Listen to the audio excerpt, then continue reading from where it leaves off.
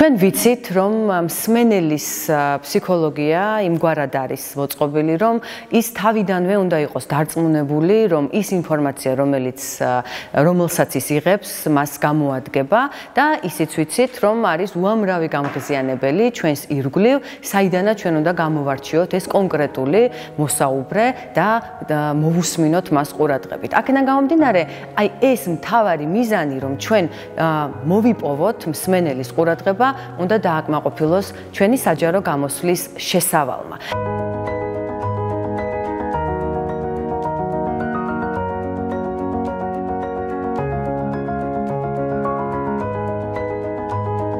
ჩვენ ვთქვით, რომ სამი ნაწილისგან შედგება და ამ შემთხვევაშიც ასეა, რომ ჩვენ საჯარო გამოსვლას აქვს ყოველთვის შესავალი, ცენტრალური ნაწილი და დასკვნა. და ძალიან მნიშვნელოვანია შესავლის ძალიან გონივრულად აგება, სწორედ იმისთვის, რომ ჩვენ მოვიპოვოთ და არ დავკარგოთ ჩვენი მსმენელების ყურადღება.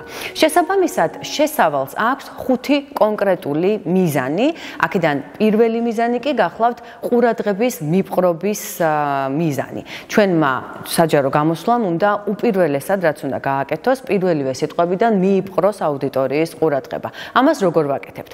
ერთ-ერთი მეთოდი ეს არის პირადი ისტორიის მოყოლა, ან მეგობრის შესახებ ისტორიის, ან რაიმე ისტორიის მოყოლა, იმიტომ რომ ძალიან აფხიზლებს ადამიანებს ესეთი პირადი ამბების თხრობა. მე მაგალითად ჩვენი მასტერკლასის დასაწყისში ჩემი პირადი გამოცდილება მოვყევი, გამოცდილება სამსახურეობრივი და პროფესიული განვითარების, რაც სწორედ ყურადღების მიპყრობის ამგვარი ტექნიკა იყო. მეორე მცდელობა, როგორ შეგვიძლია რომ ჩვენ მივიპყროთ აუდიტორიის ყურადღება, ეს არის კითხვის დასმა. კითხვის დასმა ძალიან ეფექტური მეთოდია, რადგან ძალიან სწრაფად ფხიზლდება ჩვენი მსმენელი და აი ამ უამრავი გამღიზიანებლიდან სწორედ აი თქვენს საუბარს, აი ამ ერთს გამოარჩევს. ეს კითხვა, რა თქმა უნდა იყოს ძალიან მარტივი, რომელიც მხოლოდ დიახ ან არას გულისხმობს პასუხად, ან შეიძლება რიტორიკულიც იყოს, მაგრამ როგორც კი ჩვენ მსმენელებს კითხვის ინტონაცია გვესმის, მაშინვე რაღაცა მოუყოჩაღდებით ხოლმე და მოვფხიზლდებით, იმიტომ რომ გვეშინია ისევ და ისევ რისი. ჩვენი ერთ-ერთი შიში ხომ ის არის, რომ უცოდინრები არ გამოვჩნდეთ, ან მოუმზადებლები არ გამოვჩნდეთ. და აქედან გამომდინარე, ჩვენც გვეშინია, რომ ჩვენ არ დაგვადოს თითი სპიკერმა და არ თქვას, რომ აი შენ მიპასუხე კონკრეტულად. ამიტომ სხვა ყველა გამღიზიანებელი გვერდზე გადადის და ყურადღების მიპყრობის ძალიან ეფექტური გზაა კითხვის დასმის ტექნიკა.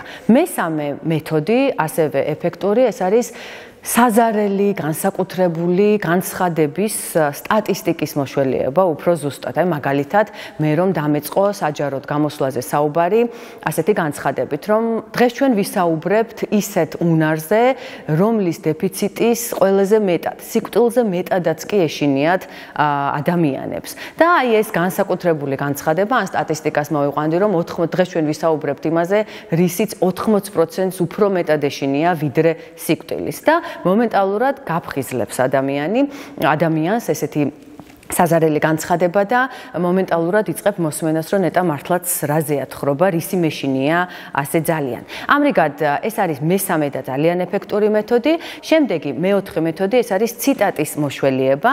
თუ კი თემა გვაძლევს ამის საშუალებას, ჩვენ შეგვიძლია რომ ციტატით დავიწყოთ თხრობა. მე რომ ეს მასტერკლასი დამეწყო მარკ ტვენის სიტყვებით, რომელიც საუბრობს სწორედ სპიკერის მახასიათებლებზე და შემდეგ გამეკეთებინა წარდგენა თემის. ეს იქნებოდა სწორედ ციტატით დაწყების მცდელობა. და კიდევ ერთი მეთოდი, ეს არის ხუმრობით დაწყება ჩვენი საჯარო გამოსვლის, ანუ ხუმრობით მიპყრობა აუდიტორიის ყურადღების. მე მაგალითიც კი ვერ მომყავს ხოლმე ამ კონკრეტული მეთოდის, იმიტომ რომ მე ვერასდროს გავბედე აუდიტორიის წინაშე ეს გამომეყენებინა.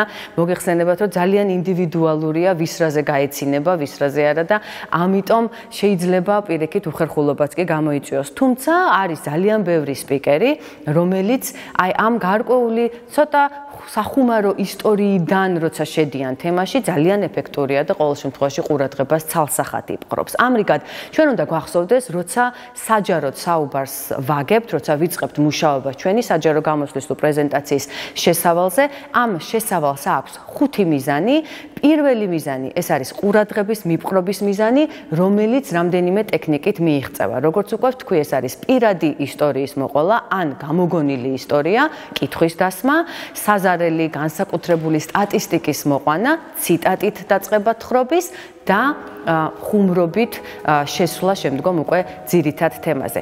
არ აქვს მნიშვნელობა რომელს გამოიყენებთ, თავარი რა არის, რომ თქვენ ივარჯიშოთ წინასწარ და მიხვდეთ ყველაზე უფრო თქვენთვის კომფორტული მეთოდი რომელია და ამ მეთოდს შემდგომ მოარგოთ ხოლმე ის თქვენი თხრობა და ის თქვენი თემა, რომელზედაც საუბრობთ. მე ჩემი გამოცდილებით გეტყვით, რომ ძალიან ეფექტურია პირადი ისტორიის მოყოლა, რამხელა აუდიტორიაც არ უნდა იყოს, ყოველთვის ამართლებს და ასევე კითხვის დასმაც, ასე რომ დანარჩენი უკვე ყველაფერი პრაქტიკაზეა დამოკიდებული.